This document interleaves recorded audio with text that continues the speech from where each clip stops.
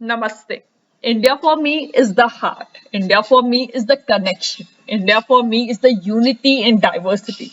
India for me is the idols that we have in our life.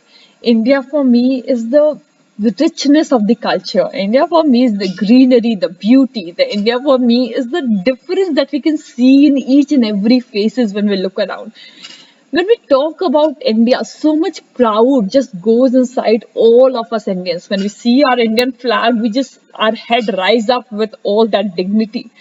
India for me is the place where we believe in the concept of Vasudev Kutumbakam. The whole world is a family, not only two or three or this India is my family, but the whole world. This is how high our consciousness is, and that is how high we look in the world.